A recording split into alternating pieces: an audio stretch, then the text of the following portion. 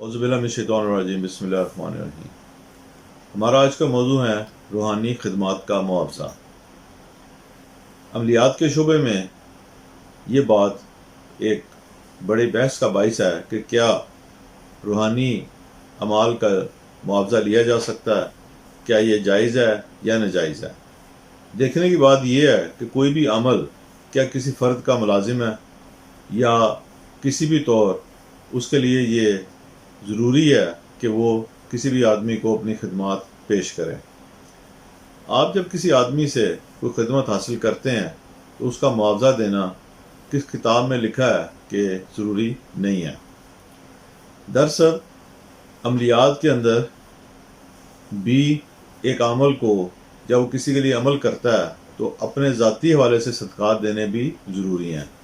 और मैं अपने शागिर्दों को ये बात हमेशा तलीम करता हूँ कि आपको जो भी आमदन हो इस हवाले से उसका एक हिस्सा अल्लाह के वास्ते खर्च करें। ये ख़र्चा आप उन लोगों पर भी कर सकते हैं जो अमलियात के हवाले से आपको मुआवजा देने की पोजीशन में नहीं है, और उन लोगों पर भी कर सकते हैं जो आपके इर्द गिर्द ज़रूरतमंद हैं। अमलियात हों या कोई भी और काम हो, मुआवजा काम करने वाले का हक़ है। अब ज़्यादा लंबी बहस करने की बजाय इस मौजू को एक हदीस के हवाले से मुकम्मल करता हूँ। इस हवाले से मुकम्मल तफसील आप मेरी किताबी कोर्स इल्म अमलियात हिस्सा अव्वल और दोम में देख सकते हैं। सफ़ा नंबर 137 के ऊपर पहले एडिशन में इस हवाले से मुतअद्दिद हदीसें बयान की गई हैं जो रूहानियात के हवाले से मुआवजा लेने की एक सनद हैं। इनमें से एक हदीस या मैं आपके सामने पढ़ देता हूँ। अबू सईद रज़ी अल्लाह तआला अन्हु से रवायत है कि चंद सहाबा एक सफ़र के लिए रवाना हुए। रास्ते में अरब के एक कबीले में पड़ाव किया और चाहा कि कबीले के लोग इनकी मेहमानी करें, लेकिन उन्होंने इनकार कर दिया। फिर इस कबीले के सरदार को बिच्छू ने काट लिया और इसे अच्छा करने की हर तरह की कोशिश की गई, लेकिन किसी से कुछ फ़ायदा ना हुआ। आखिर उन्हीं में से किसी एक ने कहा, ये लोग जिन्होंने तुम्हारे कबीले में पड़ाव कर रखा है, इनके पास भी चलो, मुमकिन है इनमें से किसी एक के पास कोई मंतर हो।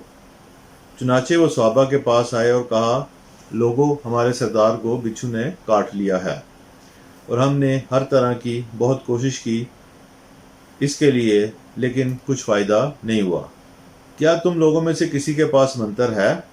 सहाबा में से एक साहब ने कहा, हाँ वल्लाह मैं झाड़ना जानता हूँ, लेकिन हमने तुमसे कहा था कि हमारी मेहमानी करो तो तुमने इनकार कर दिया, इसलिए मैं भी इस वक्त तक नहीं झाड़ूंगा जब तक तुम मेरे लिए इसकी मजदूरी ना ठहरा दो।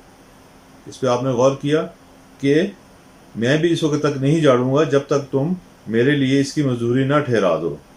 चुनाचे इन लोगों ने कुछ बकरियों पर मामला कर लिया। अब ये सवाबी रवाना हुए, ये ज़मीन पर थूकते जाते और अल्हम्दुलिल्लाह रब्बिल आलमीन पढ़ते जाते।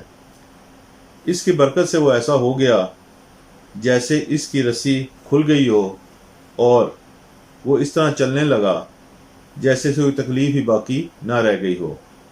फिर वादे के मुताबिक कबीले वालों ने इस सवाबी को मजदूरी, बाज़ रवायात में 30 बकरियों का जिक्र आया, अदा कर दी।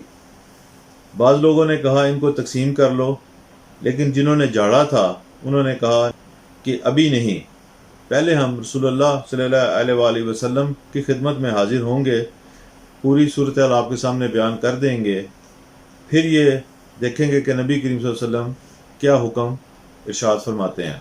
चुनाचे जब लोग आप सल्लल्लाहु अलैहि वसल्लम की खिदमत में हाजिर हुए तो आपसे इसका जिक्र किया। आप सल्लल्लाहु अलैहि वसल्लम ने फरमाया, तुम्हें कैसे मालूम हो गया कि इससे दम किया जा सकता है? तुमने अच्छा किया, जाओ इनको तकसीम करो। तो जो दीजिएगा, जाओ इनको तकसीम करो और मेरा भी एक हिस्सा लगाओ।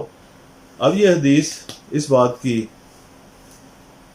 بالکل کھلی دلالت کر رہی ہے کہ روحانیات کے شعبے میں معاوضہ لینا اور حسب منشا معاوضہ لینا یا طے کرنا کسی بھی صورت میں ناجائز نہیں ہے، بلکہ اگر آپ ایک سوچیں کہ آج سے کتنے سو سال پہلے ایک دم کے عوض 30 بکریاں اور کھانا یا دودھ وغیرہ کا معاوضہ لیا گیا تھا، تو آج آپ کتنا معاوضہ ادا کرتے ہیں جس کے اوپر اتنی لمبی لمبی بحثیں کی جاتی ہیں۔